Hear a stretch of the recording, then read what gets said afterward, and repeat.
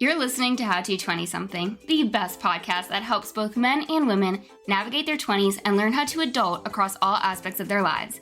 We're going to focus on career, relationships, finances, fitness, nutrition, and all of the common challenges and obstacles a typical 20-something will face in this post-college life.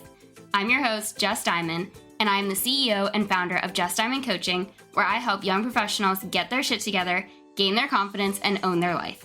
No one prepares you for this adulting world, so allow me to help you feel like you are no longer a chicken running around with its head cut off, and that you actually know what the hell is going on and what your next step to take is.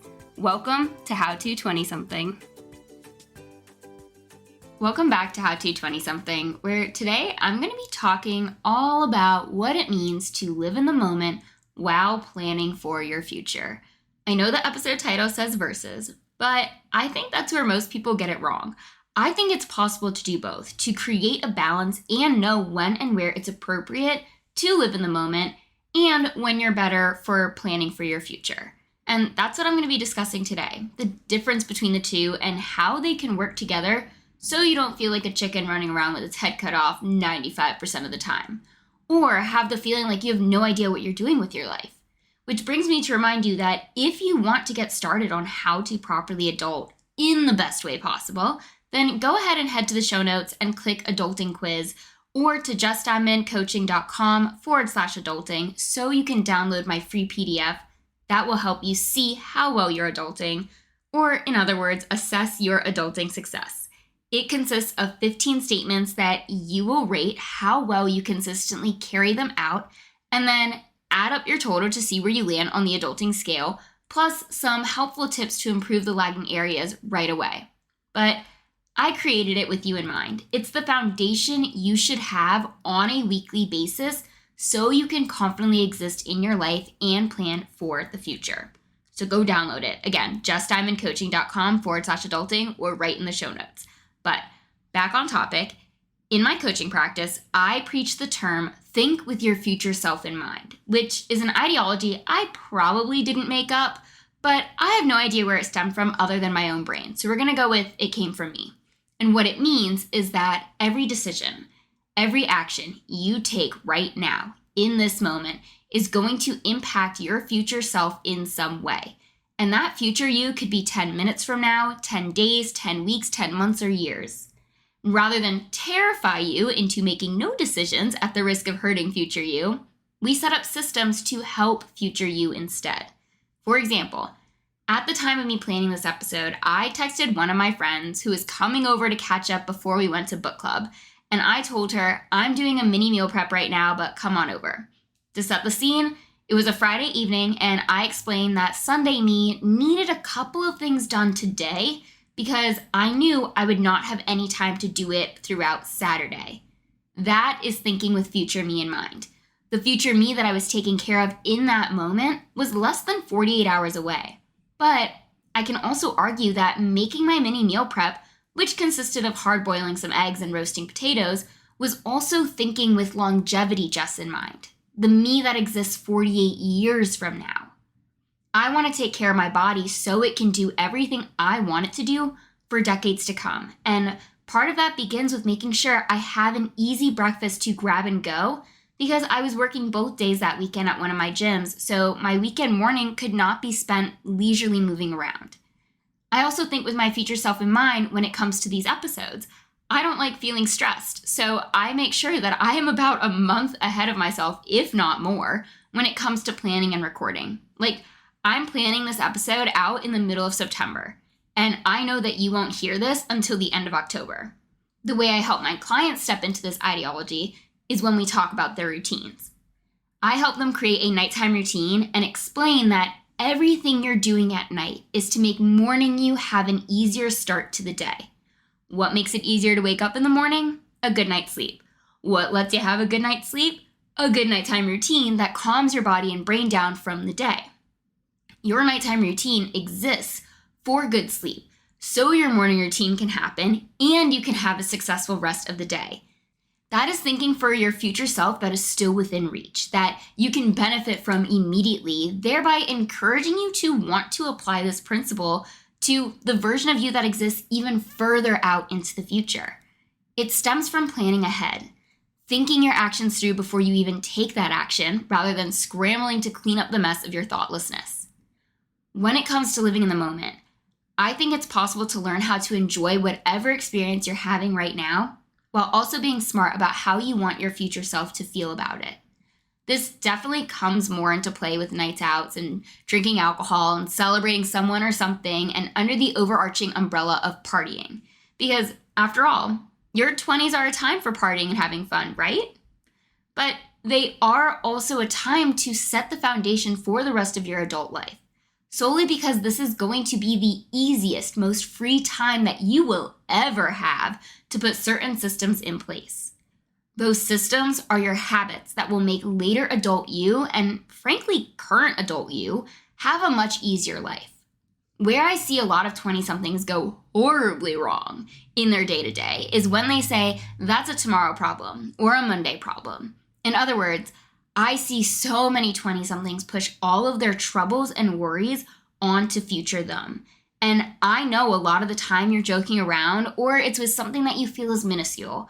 But what you're subconsciously doing is creating a habit that encourages this kind of thinking. And how we do one thing is how we do everything. So yeah, maybe it's a work email that you've received on a Friday afternoon right now. But what could be the next is the Saturday night version of you, the impulsive purchase on Amazon version of you, the tiny bad habits that you're accruing that are going to fuck over future you. Because what's actually happening is by doing that, you're making future you ill-equipped to handle those problems rationally, because you're putting yourself in a bad mental state right now that will carry over to future you. Living in the moment requires you to also plan for your future. It's a both and situation, not an either or. And I know what you're thinking, but Jess, YOLO came out in high school and that's still my life model today. To which I will respond back with, yes, you do only live once. But wouldn't you rather your one chance at life to be filled with experiences that result in enjoyment that requires that planning and executing efficiently? I realize that doesn't sound as glamorous as fuck it YOLO, but I'm here to stick it to you straight. And unfortunately, living life by the seat of your pants will catch up with you. You need to learn how to plan ahead so you can move through life with a lot more ease and direction instead of chaos and confusion. But let's dive into what each of these concepts are on their own, and then how you can work to intertwine them. When you live in the moment, you are being fully present in what's happening. You are simply existing, enjoying, developing a memory, and not letting your thoughts or worries get the best of you. It fosters mindfulness, it reduces stress, and it lets you appreciate experiences as they occur. Living in the moment increases your levels of happiness because you are focusing only on what's in front of you instead of some futuristic outcome that may or may not happen. The downside to living in the moment is impulsivity, instability, and a lack of long-term fulfillment because you are failing to consider future possible scenarios or outcomes based on the decisions you're making by being in the moment. When you live in the moment and jump from one moment to the next, you make a decision based on how you're feeling right then and there, with zero thoughts as to how it might impact you financially, amongst relationships, your career or reputation, and all other important factors that align with your values, goals, and aspirations. People who live in the moment tend to throw out their better judgment that is trying to succeed down the line. I personally feel like people who live too much in the moment have a right now mentality and suffer with delayed gratification. Planning or waiting for something to play out is undesirable because it requires patience, and society has trained us to get what we want at a moment's notice. It's why I made an episode on patience earlier this year.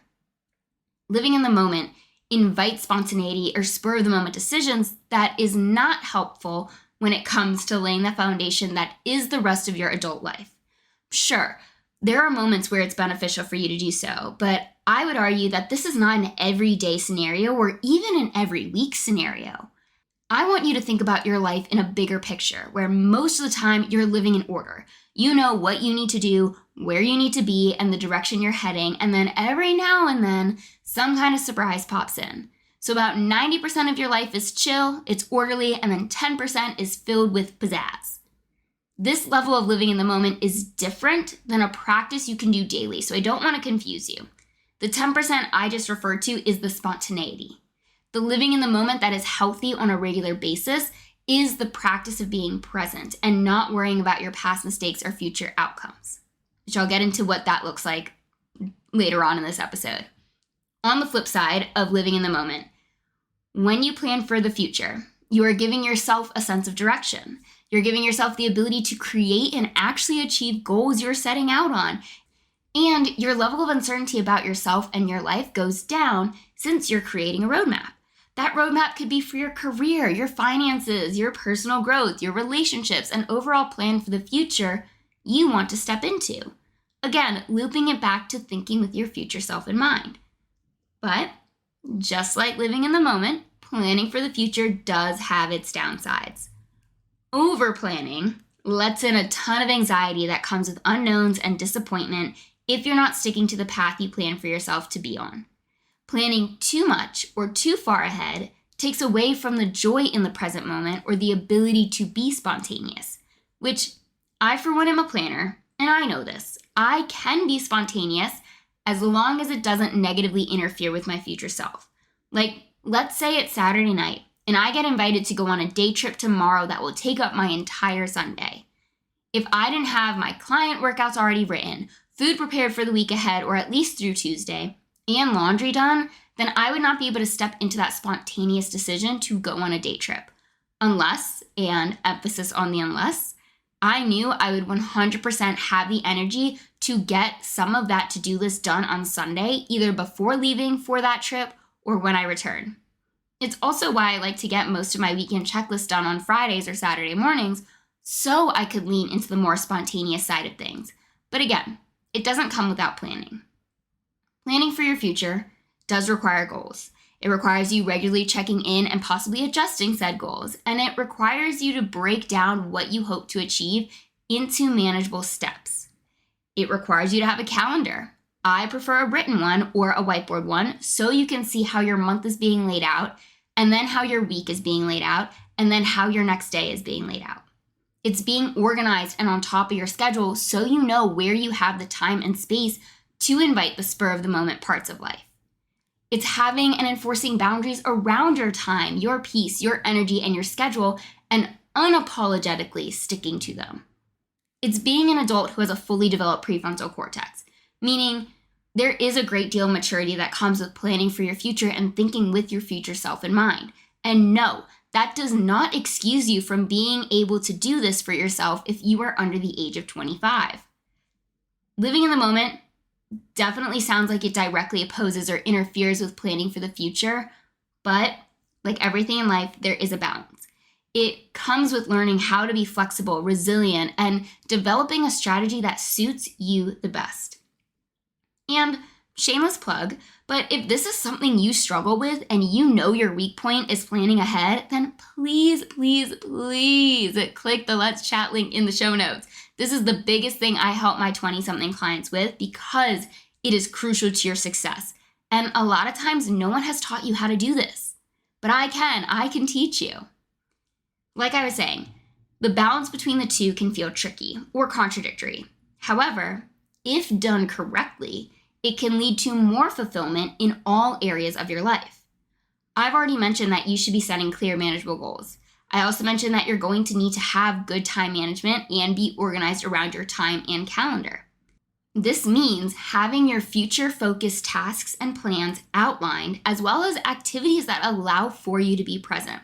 So remember I mentioned this earlier, is there are those day-to-day regular activities that help you live in the moment?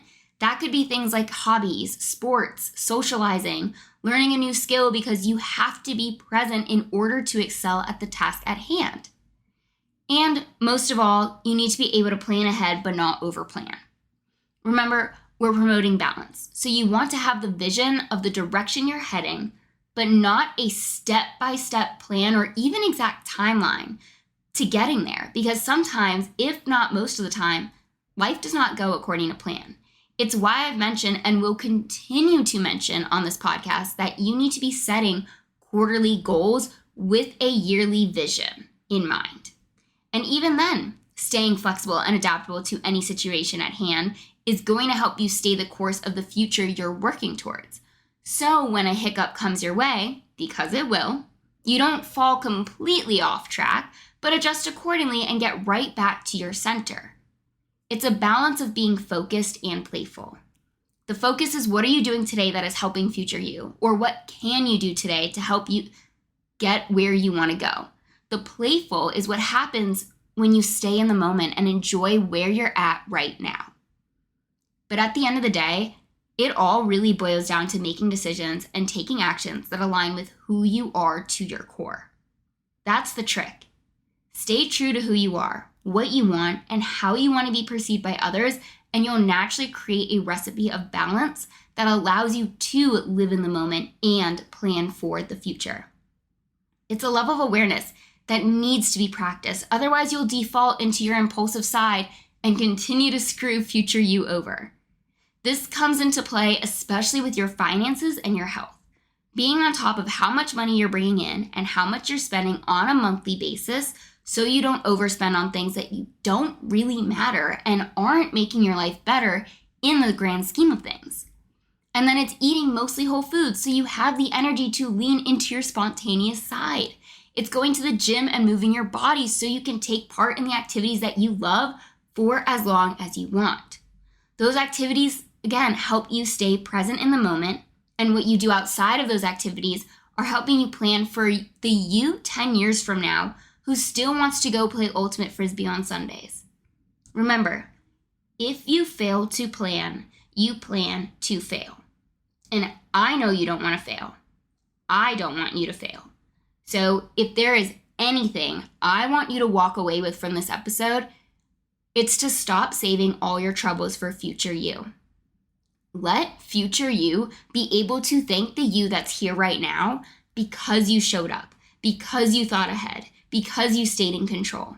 It's crucial for you to learn the art of balance on both sides of the spectrum and identify where and when it's appropriate to lean more on one side than the other. I love being able to thank past me for an action I did, and I want you to get to that place as well.